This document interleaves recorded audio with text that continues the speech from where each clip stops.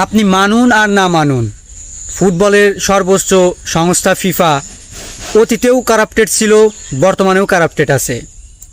তাই যদি না হতো তাহলে ফিফার সাবেক প্রেসিডেন্ট এবং ভাইস প্রেসিডেন্ট এই দুর্নীতির মামলায় অভিযুক্ত হতো না। আসলে ফিফা কিন্তু কোনো দলকেই ভালোবাসে না, কোনো টিমকেই তারা ভালোবাসে না। তারা ভালোবাসে টাকা এবং ব্যবসাকে। এই টাকা এবং ব্যবসা করার জন্য তাদের যা করা প্রয়োজন তারা তাই করবে। এমনকি যদি কোনো দলকে ফেভার করার প্রয়োজন পড়ে তাহলে তারা সেটাও করবে। একটা বিষয় লক্ষ্য করে দেখবেন, যে সমস্ত দেশ ফুটবলের আয়োজক হয় বা হোস্ট কান্ট্রি হয়, তারা কিন্তু কেউ বিনামূল্যে হোস্ট কান্ট্রি হতে পারে না। এর পিছনে কোটি কোটি টাকা দিতে হয় ফিফাকে। পিছনে অনেক কাহিনী ঘটে যায় যা আমরা জানতে পারি না।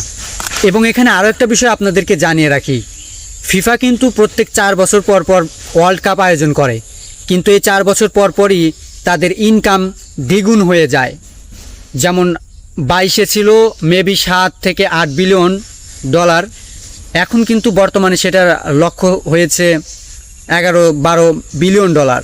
তাহলে বুঝতেই পারতেছেন মাত্র 4 বছরের ব্যবধানে তাদের ইনকামটা কোথায় গিয়েছে। ফিফা এতটাই দুর্নীতিবাজ যে তারা যা ইচ্ছা তাই করতে পারে টাকা ইনকাম করার জন্য। আমরা বাঙালিরা তো হুজুগে বাঙালি, আমাদের আবেগ বেশি, কিন্তু এই ফিফা আবেগের কোনো মূল্যই দেয় না, তারা শুধু টাকাকে বোঝে।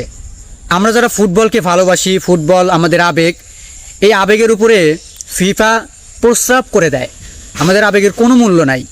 তলে তলে দেখবেন ঠিক হয়ে গেছে কোন কান্ট্রি আগামীতে বিশ্বকাপ নিতে চলেছে। আমার এই কথাগুলোর সাথে কে কে একমত অবশ্যই কমেন্ট করে জানাবেন।